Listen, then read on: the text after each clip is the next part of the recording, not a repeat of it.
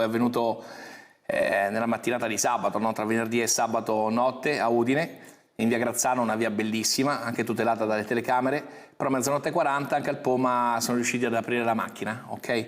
Con questi aggeggi nuovi, no? Quindi mi hanno...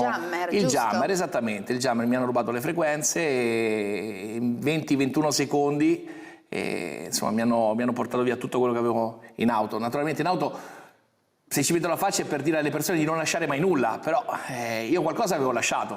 Carte di credito con cui sono state acquistate sigarette e poi occhiali, zaini, cellulare ed effetti personali è il bottino raggranellato da 3 stranieri nell'auto di Alessandro Pomarè, per tutti il Poma, speaker dell'Udinese Calcio e uno dei volti delle trasmissioni sportive di TV12. È accaduto nella notte tra venerdì e sabato, un raid di pochi secondi che ha lasciato strascichi di preoccupazione e rabbia. Normalmente nessuno si è fatto male, però mi hanno portato via un po' di cose, che siano cose comunque affettive, che siano cose di valore, non importa. Però sto perdendo del tempo per rifare le carte, per rifare comunque i documenti, mi piacerebbe di avere i miei occhiali, perché comunque mi piacerebbe tantissimo di avere i miei occhiali, e non ti nego che sono 2 giorni che non riesco a dormire. Il Poma, insieme al prezioso lavoro della questura, ha ricostruito il percorso dei ladri.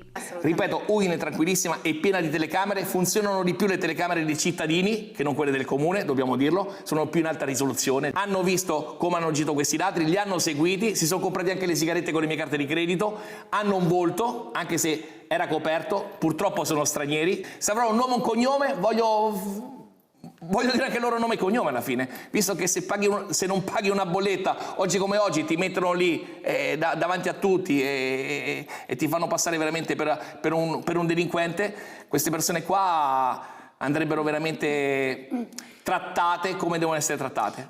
La speranza è quella di recuperare alcuni oggetti personali.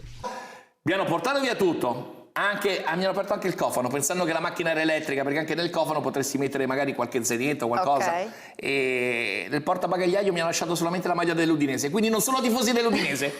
Ecco, almeno questa. Se li abbiamo scagionati. Ecco. Però facciamo un appello, se ci seguono, riportategli gli occhiali. Gli occhiali bianconeri, per favore, almeno gli occhiali. Lasciateli in via Aquileia, come avete fatto col cellulare, perché il cellulare l'abbiamo trovato subito, sai, col trova cellulare, era facile ritrovarlo. Tu dirai, come mai hai lasciato il cellulare lì? Perché ho lasciato lì la macchina pochi secondi, davanti a casa, insomma. E poi perché sono entrati dietro la mia macchina? Perché? Perché?